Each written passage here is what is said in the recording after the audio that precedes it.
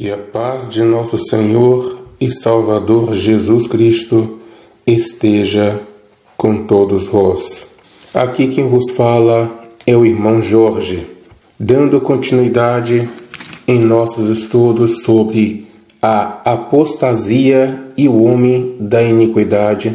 Hoje gostaria de, antes de tocar nesse assunto, explicar para vocês, meus queridos e amados irmãos, que as coisas de Deus só se discernem espiritualmente.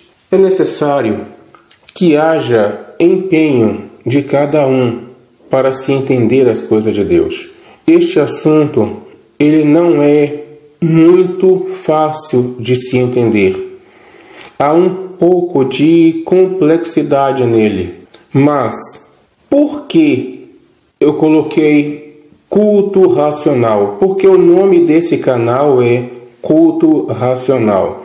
Porque é através do raciocínio fortalecido pelo Espírito Santo de Deus que nós entendemos estas coisas. O culto racional, quem falou foi o apóstolo Paulo, na carta aos Romanos, no capítulo 12, no versículo 1. Romanos 12, 1. O apóstolo Paulo diz assim: Rogo-vos, pois, irmãos, pelas misericórdias de Deus, que apresenteis os vossos corpos por sacrifício vivo, santo e agradável a Deus, que é o vosso culto racional. O que é o culto racional, meus queridos? É o culto onde ninguém raciocina por você, onde ninguém pensa por você. O poder do raciocínio Deus colocou em cada ser humano. Você tem o poder do raciocínio. Não deixe que outras pessoas raciocinem por você. Não deixe que outras pessoas pensem por você. Não deixe que outras pessoas decidam por você. Cristo nos libertou. Para a liberdade foi que Ele nos libertou. E quando você deixa alguém raciocinar por você, você está entregando o teu livre-arbítrio para esta pessoa. Você está desvalorizando a liberdade que Cristo te entregou. Cristo te entregou a liberdade. Cristo livrou você da escravidão do pecado. E quando você entra em um segmento religioso e você deixa que outras pessoas raciocinem por você, você só está saindo de uma escravidão e indo para outra. O que é que diz aqui? Vejam bem. Rogo-vos, pois, irmãos, pelas misericórdias de Deus, que apresenteis os vossos corpos por sacrifício vivo, santo e agradável a Deus, que é o vosso culto racional. O que é o culto racional? É o sacrifício vivo, é o sacrifício santo, é o sacrifício agradável. Culto racional, que é o vosso culto racional, ou seja, raciocinem. Raciocinem vocês mesmos. Uma carta aos Gálatas, no capítulo 5, no versículo 2, o apóstolo Paulo, ele deixa bem claro isso. Se eu, Paulo, vos digo, se vos deixar de circuncidar, Cristo de nada vos aproveitará. Aqui Paulo está falando aos Gálatas da circuncisão que era feita na carne, para que fosse demonstrado que aquele povo era povo de Deus. Porém, aquela circuncisão era um controle, estava sendo usada como controle. Deus não criou a circuncisão para isso. A circuncisão era só para marcar aquele povo como sendo povo de Deus. Mas as autoridades religiosas daquela época usavam aquele sinal, aquela marca, como domínio, possessão deles e não de Deus. Eles é que vigiavam o povo. Eles é que diziam ao povo para onde o povo deveria ir. Ou seja, eles é que pensavam pelo povo. Vejam que quando Jesus Cristo foi preso, Eles é que incitaram o povo, as autoridades religiosas daquela época foi que incitaram o povo para o povo gritar: solta Barrabás. O que foi que eles fizeram? Eles pensaram pelo povo. Meus queridos irmãos, ali foi uma circuncisão. Mas aqui, na carta aos Colossenses, no capítulo 2, no versículo 11, o apóstolo Paulo diz assim: nele também fostes circuncidados, não por intermédio de mãos, mas no despojamento do corpo da carne, que é a circuncisão de Cristo. Aqui já fala de uma circuncisão diferente. Aqui já não é a circuncisão feita na carne. Não é aquela circuncisão em que homens te guiam, homens te controlam, homens te dão mandamentos, homens te dão ordens.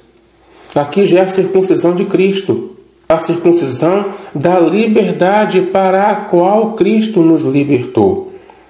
Mas aí, depois que surgiu o cristianismo, vieram outros impérios, outras autoridades, tomaram posse do cristianismo e essa possessão chegou ao Brasil. Como assim? Surgiu uma nova circuncisão. O que é a nova circuncisão? A circuncisão religiosa. Quando uma pessoa diz: eu não faço isso porque minha igreja não deixa. Minha igreja não permite isso, minha igreja não permite aquilo. Isso também é uma circuncisão. Só que é uma circuncisão religiosa. É uma circuncisão onde os teus superiores pensam por você. Onde eles decidem por você. Onde eles te controlam. Onde eles controlam a tua liberdade. E se você desobedece, você vai para o banco. Porque você não tem liberdade. Porque você não está raciocinando. Porque muitas verdades que eu ensino aqui e que ensino em vários lugares não são ensinadas em muitas religiões para que o povo não tome conhecimento da verdade. E o povo não tomando conhecimento da verdade, é fácil manejá-los, é fácil manipulá-los, é fácil controlá-los. Meus queridos irmãos, valorizem esse dom tão poderoso que Deus colocou em cada um de vocês. O livre-arbítrio depende do uso, do bom uso do raciocínio. Então, não venda liberdade, raciocínio, não se vende, não se barganha, não se empresta, não se dá e não se joga fora. Nenhum dos dons que Deus tem para dar ao seu servo tem valor se esse servo não for livre, porque é para servir ao Senhor com liberdade. Observe o que está escrito em Atos dos Apóstolos, que os de Bereia, Atos 17:11, diz que os de Bereia eram mais excelentes que os de Tessalônica, porque eles examinavam, eles raciocinavam, eles meditavam, eles pensavam. Meus queridos irmãos, usem o poder que Deus colocou em cada um de vós. Pensem, meditem. Agora, como está escrito que as coisas espirituais não se discernem de maneira carnal, só se discernem espiritualmente, o Senhor Jesus Cristo, no Evangelho escrito por João, no capítulo 14, versículo 26, o Senhor Jesus Cristo disse que Ele enviará o Espírito Santo, o Espírito da verdade, e esse Espírito Santo, o Espírito Santo de Deus, o Espírito da verdade, é que vos ensinará todas as coisas e vos fará lembrar de tudo que o Senhor Jesus Cristo tem ensinado. É nele que nós temos que nos prender, é nele que nós temos que nos apegar, porque é dele, somente dele que nós dependemos. Não deixe que outros coloquem corda no vosso pescoço, dizendo: vocês só vão até aí. Porque quando o servo do Senhor é circuncidado, ou pela lei de Moisés, ou pela circuncisão religiosa, Cristo de nada vos aproveitará. Porque todas as verdades que você tiver que falar, outros controlarão a tua liberdade para que você não fale. Todas as coisas que você tiver que fazer para o louvor, honra e glória de nosso Senhor Jesus Cristo, se outros disserem não, você não fará, porque você está circuncidado por alguém, por alguma religião, por algum segmento religioso, por alguma doutrina de homens, por alguma doutrina religiosa, por alguma denominação religiosa. Todas as vezes que você tiver uma verdade justa para falar e alguém lhe disser para você não falar, se você falar, você vai ser punido. Se você desobedecer, você vai ser punido. Sabe por quê? Porque você é controlado. Você é dominado. Alguém raciocina por você e alguém decide por você. Você entregou a esse alguém o poder de decisão por você. Então, meus queridos, se libertem desse domínio religioso que as pessoas têm sobre você e se apeguem, se prendam ao Espírito Santo de Deus, para que Ele vos dê entendimento em todas as coisas. Por isso que o nome desse canal é Culto Racional. É para ensinar a cada um de vocês a comparar a Bíblia, texto com texto, leitura com leitura, pedindo ao Espírito Santo de Deus que Ele lhes ilumine o entendimento, que lhes façam entender, que lhes façam enxergar. Também é importante ressaltar: aquilo que o Senhor te ensinar não é para você guardar para si mesmo, mas é para você semear. É para você também libertar outras pessoas. É para você levar essa obra adiante. No último vídeo que postei, eu falei que todo servo do Senhor tem responsabilidades perante o Senhor, e o não cumprimento com essas responsabilidades lhes trarão cobrança. O descumprimento dessas responsabilidades trará cobrança sobre os desobedientes.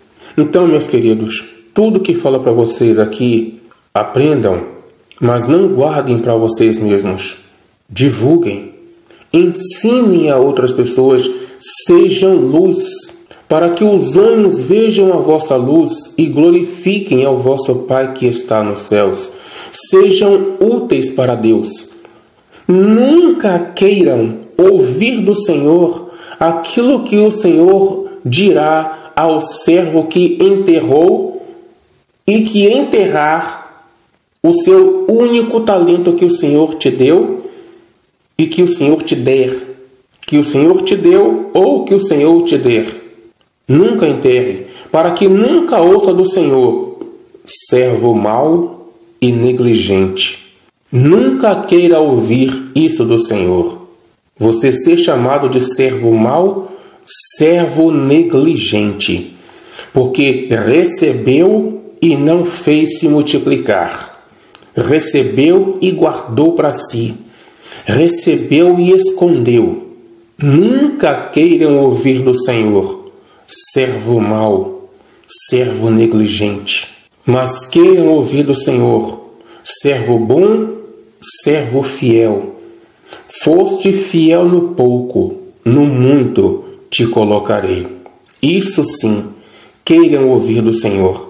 Então, tomem posse da liberdade com que Cristo vos libertou.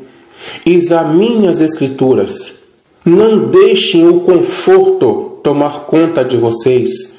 A zona de conforto ela é viciante, ela é dopante. Tem crentes que fazem um verdadeiro culto ao ócio. Adoram o ócio, amam o ócio, cultuam o ócio, nunca irão adiante, nunca irão crescer, nunca farão bom uso da palavra do Senhor, nunca farão bom uso, que eu digo no sentido de fazer prosperar a palavra do Senhor, nunca serão úteis ao Senhor, porque amam o ócio, amam a zona de conforto, são verdadeiros cultuadores do ócio.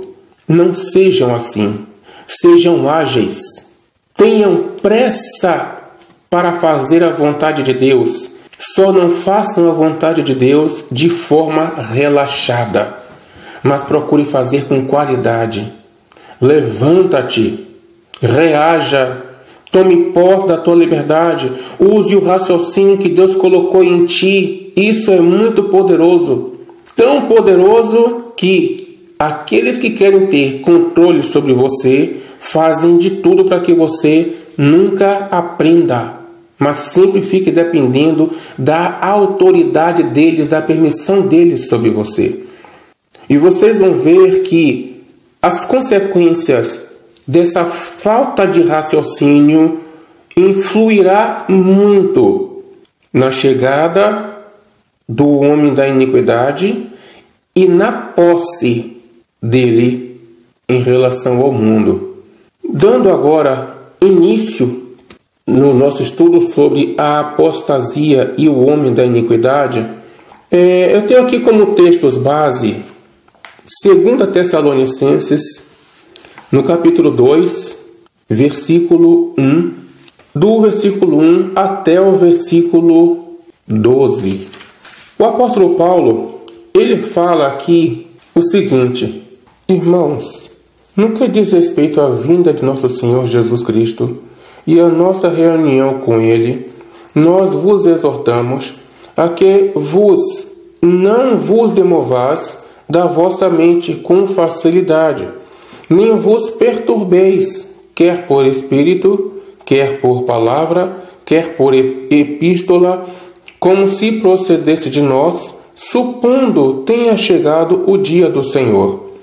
Ninguém de nenhum modo vos engane, porque isto não acontecerá sem que primeiro venha a apostasia e seja revelado o homem da iniquidade, o filho da perdição, o qual se opõe e se levanta contra tudo o que se chama Deus ou objeto de culto, a ponto de assentar-se no santuário de Deus, ostentando-se como se fosse o próprio Deus. Não vos recordais que ainda convosco eu costumava dizer estas coisas? E agora sabeis o que eu detém, para que ele seja revelado somente em ocasião própria.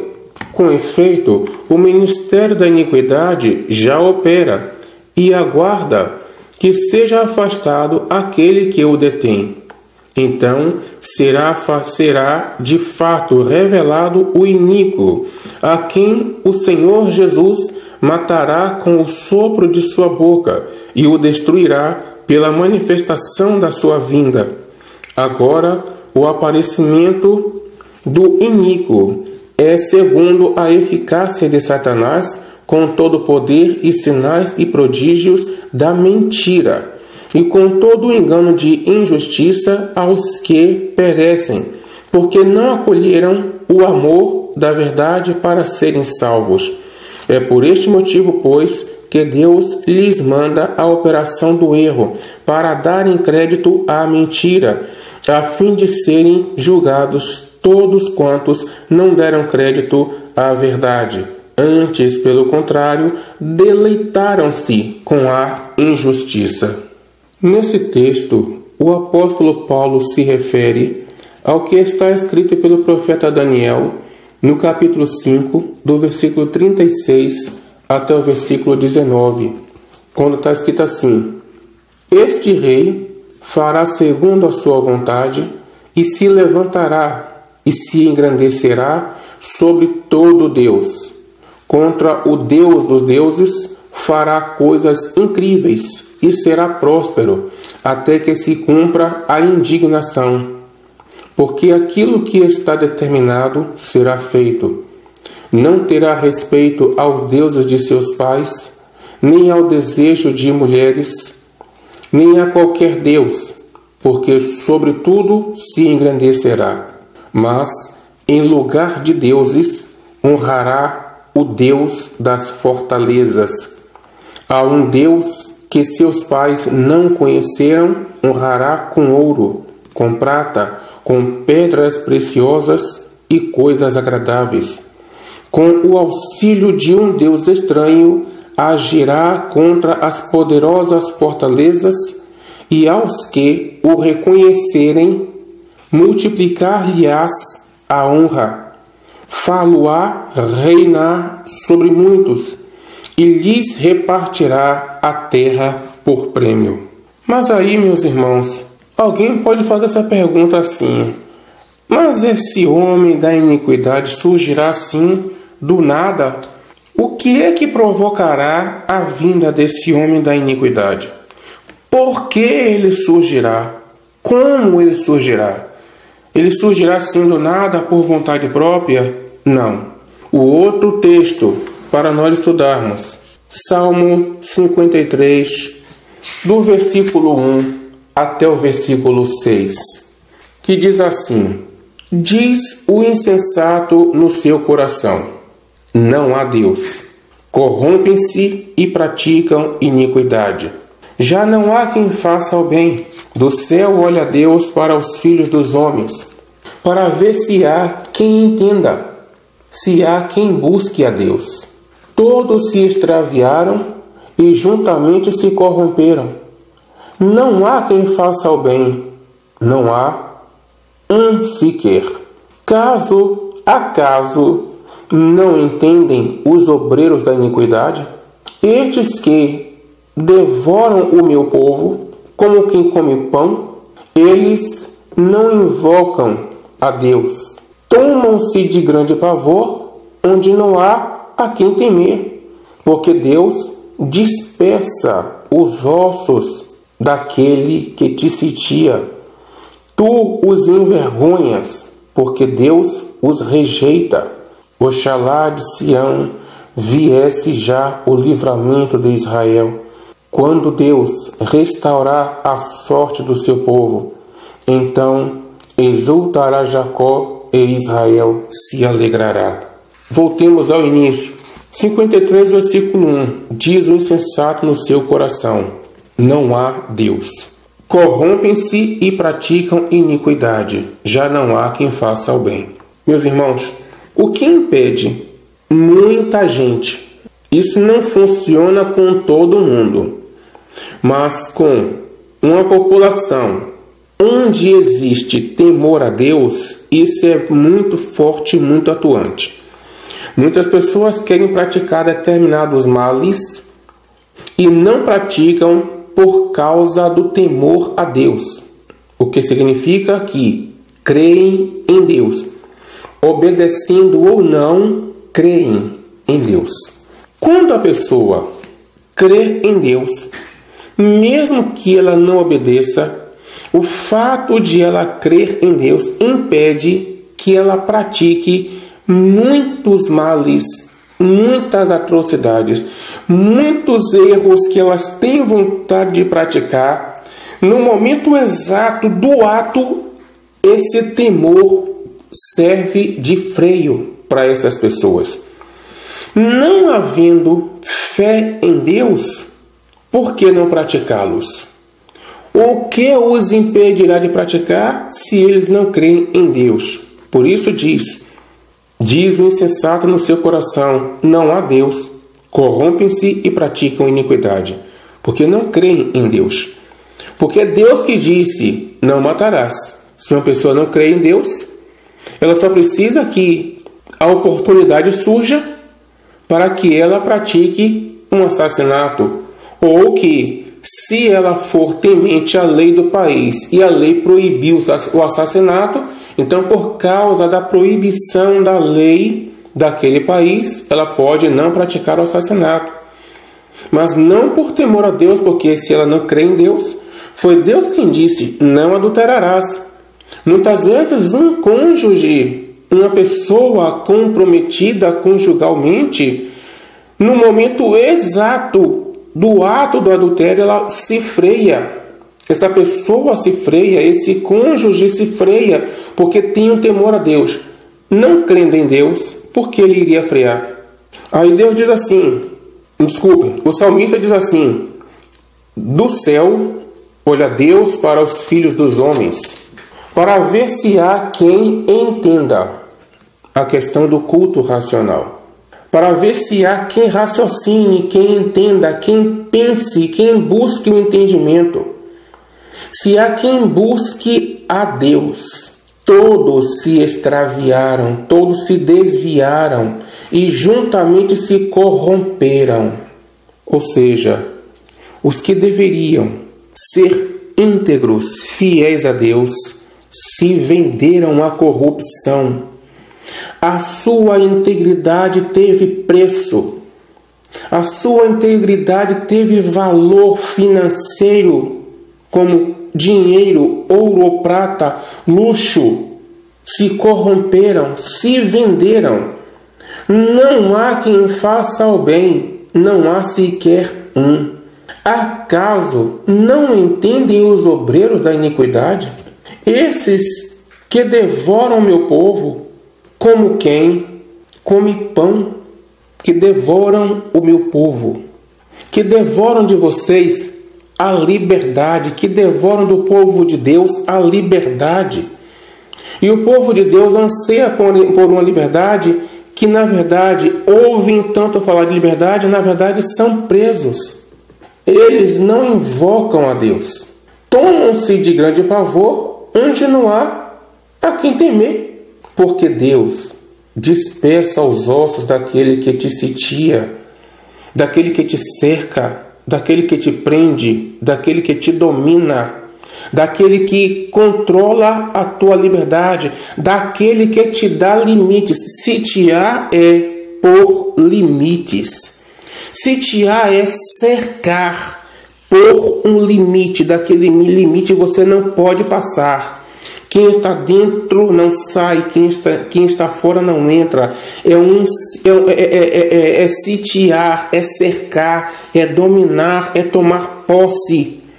Porque a minha ovelha, assim é que eles dizem, não é a ovelha de Cristo, é a minha ovelha, porque a minha ovelha, porque as minhas ovelhas, porque te sitiam. E que pavor é esse que eles tomam? Porque eles sabem que se venderam à corrupção. E eles procuram como amenizar o peso de suas próprias consciências, porque eles sabem. Então eles vivem cercados de pavor, onde não há o que temer, porque quem olhar ao redor deles só vê luxo e riqueza. Nenhum mal se aproxima deles. Quem vai se aproximar de um homem que ganha tanto, se vendeu à corrupção a ponto de ter carro blindado, a ponto de andar com seguranças aos quais lhe chamam de irmãos? E na verdade não são irmãos, são seguranças. Moram em condomínios caros com seguranças particulares e vivem cercados de pavor. Que pavor é esse?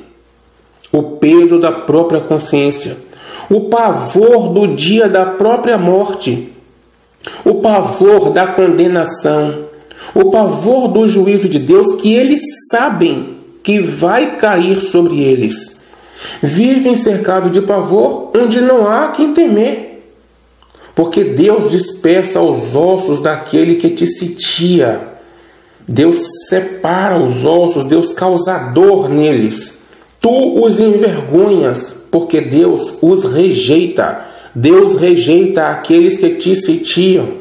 Oxalá de Sião, Oxalá quer dizer, quem dera de Sião viesse já o livramento de Israel, quando Deus restaurar a sorte do seu povo.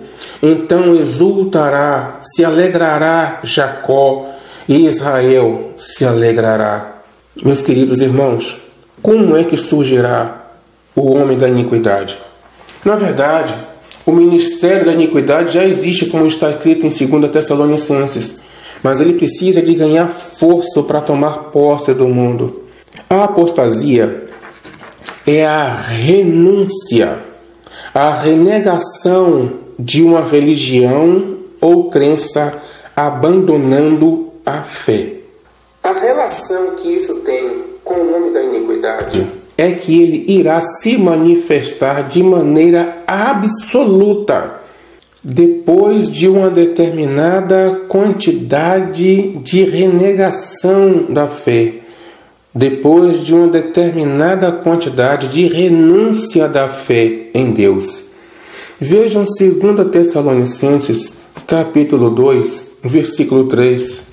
Ninguém, de modo algum, vos engane, porque isto não acontecerá sem que primeiro venha a apostasia e seja revelado o homem da iniquidade, o filho da perdição. Ou seja, primeiro virá a apostasia, a renúncia da fé, a renegação da fé. E como fruto disso, virá o homem da iniquidade, o filho da perdição. Isso porque a vitória que vence o mundo, ou seja, a vitória que vence o pecado, é a nossa fé. Como diz em 1 João, no capítulo 5, versículos 4 e 5. Porque tudo o que é nascido de Deus vence o mundo. E esta é a vitória que vence o mundo, a nossa fé. Quem é o que vence o mundo, senão aquele que crê ser Jesus, o Filho de Deus?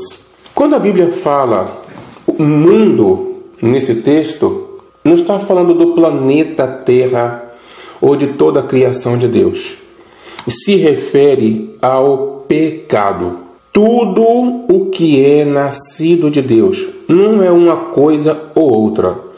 Tudo o que é nascido de Deus, tudo que é nascido de Deus vence o mundo, vence o pecado. E esta é a vitória que vence o mundo, que vence o pecado, é a nossa fé.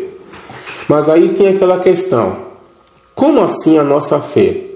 Ora, os demônios creem em Deus, creem tanto que estremecem, então os demônios vencem o pecado, como se eles é que induzem o pecado. Se eles são demônios por consequência do pecado. Porque a fé que está escrita aqui é a fé no sentido de obedecer.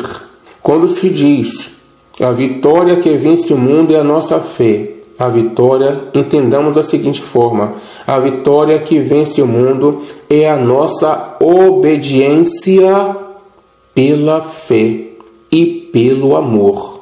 Pela fé e pelo amor. Porque existe a fé dos olhos e existe a fé nascida do coração. A fé dos olhos é aquela fé em que a pessoa se guia pelo que vê, pelo que ouve, pelo que toca. E a fé nascida do coração é aquela que é proveniente do amor. Essa é a fé que conduz à obediência. A fé que se guia por vista não se guia por obediência. Não é fruto da obediência. Não tem nada a ver com amor.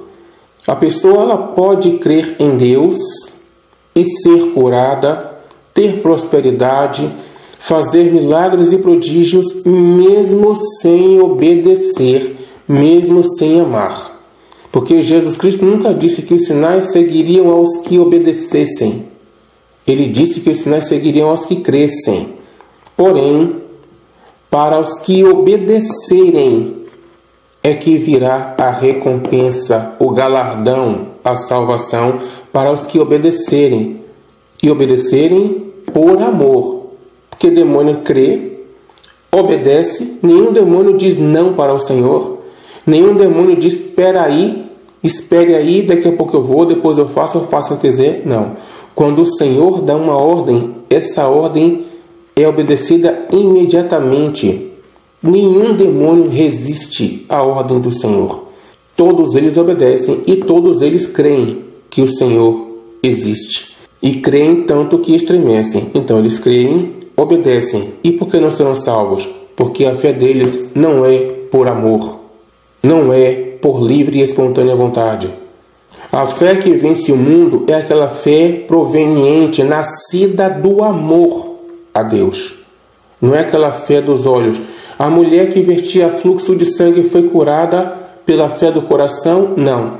Ela já conhecia a fama de Jesus Cristo.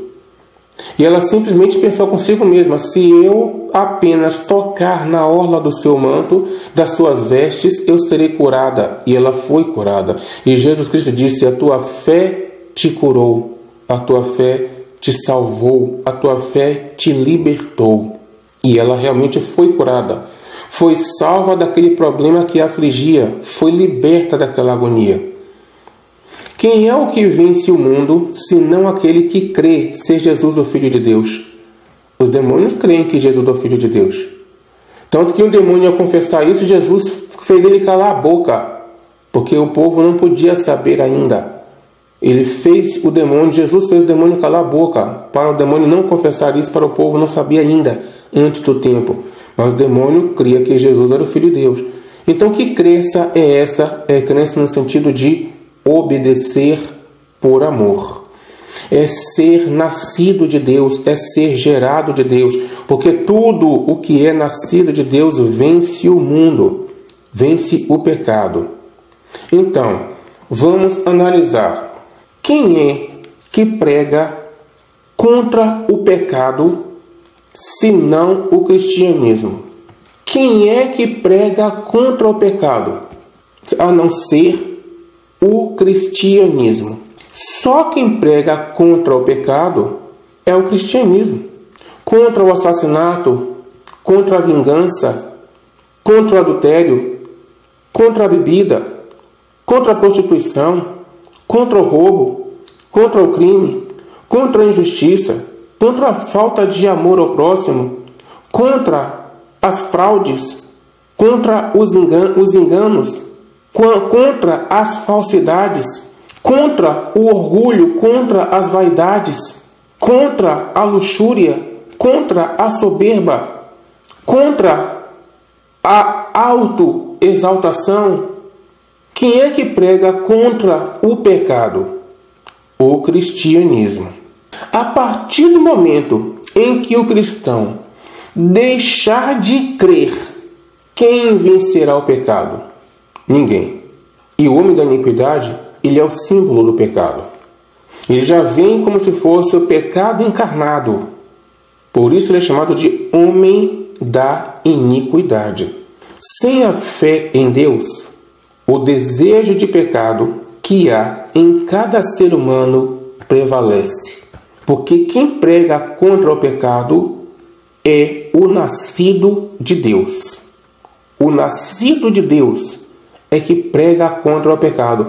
Observem que eu não estou dizendo o crente.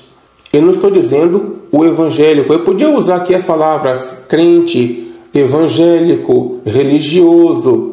Eu estou dizendo o nascido de Deus. Porque nem todo crente é nascido de Deus. Nem todo evangélico é nascido de Deus. Nem todo crente, nem todo evangélico é convertido. Muitos crentes, muitos evangélicos só tomaram banho na água do batismo, mas não se converteram, porque conversão significa mudança, transformação. Nunca mudaram, nunca se transformaram, nunca se converteram. Como eu falei em vídeos atrás, que conversão significa mudança. Não havendo mudança, não houve conversão. Não havendo conversão, não houve novo nascimento. Não havendo novo nascimento, então o que existe é o velho homem. Por isso que eu estou dizendo, os nascidos de Deus é que vence o mundo. O nascido de Deus é que vence o pecado. Quem não é nascido de Deus continua com a mesma mente pecaminosa, com o mesmo anseio por luxúria, o mesmo anseio por prosperidade, o mesmo anseio por vaidade, o mesmo anseio por amor próprio, o mesmo anseio por aquilo que lhe dê orgulho no sentido de pecado. Esses não são nascidos de Deus. Esses não lutam contra o pecado. Muito pelo contrário, esses, mesmo sendo chamados crentes, mesmo sendo chamados evangélicos, continuam sendo a velha criatura, nunca mudaram, nunca se converteram. Continuam sendo a velha criatura, cheia de palavrões, de maus hábitos, de má postura, intolerantes, que não suportam as fraquezas dos outros, não conseguem ter zelo pelas emoções dos outros, cuidado com as emoções dos outros, perdem a paciência porque outros não têm a mesma capacidade que ele tem, não conseguem tolerar, tratam mal com grosseria, ofendem, desrespeitam só porque têm opiniões diferentes, pensamentos diferentes. Nunca nasceram de novo. Amam a preguiça, amam o ócio, não avançam na obra de Deus. Veem todos trabalhando na obra de Deus, mas ele fica de braços cruzados, porque para ele o ócio é mais prazeroso. Nunca nasceram de novo. Quem vence o pecado é o nascido de Deus. Meus queridos e amados irmãos, o Senhor Jesus Cristo ensinou em Mateus, no capítulo 6, ele diz: tu, quando orares, entra no teu quarto, entre no teu lugar secreto, ore a teu Pai que te vê em secreto, mantenha a tua oração em secreto. Só Deus é que precisa saber, conhecer a tua oração. Homens não precisam saber o que você ora. Quem precisa saber é somente Deus. O apóstolo Paulo disse: portanto, orarei com a minha mente e com o meu coração. Ore assim, com sua mente ou com seu coração. Deus não precisa ouvir os teus gritos. Deus não é surdo. Muito pelo contrário, Ele é o único que pode entrar no teu coração, na tua mente, saber o que você pensa e o que você sente. É mandamento do Senhor Jesus Cristo. Ore em secreto a teu Pai, e teu Pai que te vê em secreto te recompensará. Mateus, capítulo 6, do versículo 5 até o versículo 8. Meus queridos, ponham no costume de orar ao Senhor com sua boca fechada. Usem a sua voz para glorificar a Deus, para engrandecer o nome do Senhor, mas as tuas orações mantenham-nas em segredo, todas elas. Deixe que só o Senhor saiba o que você ora. É mandamento, não é pedido, nem é conselho do Senhor Jesus Cristo. E Ele mesmo disse: por que vocês me chamam Senhor, Senhor, se vocês não fazem o que eu mando? São filhos de meu Pai, são nascidos de meu Pai, são novas criaturas aqueles que fazem a vontade de meu Pai. E a vontade do Pai é que creiam, que obedeçam no seu Filho, Jesus Cristo, nosso Senhor e Salvador. Ele disse: aquele que não me ama não guarda a minha palavra. Aquele que me ama, esse é o que guarda a minha palavra. E se o Senhor disse: faça assim, então façamos assim. Se o Senhor disse: não faça assim, então não façamos assim. Obedeçamos a Ele, independente da aprovação dos outros. No último vídeo eu falei para vocês que todo servo do Senhor que se preocupa com a opinião dos outros, esse nunca vai se firmar na obra do Senhor. Nunca vai se firmar no caminho do Senhor. Para você se firmar no caminho do Senhor, quando a opinião dos outros importa, você nunca vai se firmar na palavra, na obra do Senhor. Nunca. Não importa se esse alguém é convertido ou não é convertido, se a opinião dele conta. Se você depende da opinião dele para você fazer ou deixar de fazer isso ou aquilo, para você falar ou deixar de falar isso ou aquilo, você nunca vai se firmar no Senhor, meu querido. Nunca. Porque só se firma no Senhor aquele cuja opinião dos outros não importa. O que importa é o que o Senhor manda. E você obedece o que o Senhor manda, independente da concordância ou discordância, do apoio ou desapoio dos outros. Que Deus abençoe a cada um de vós.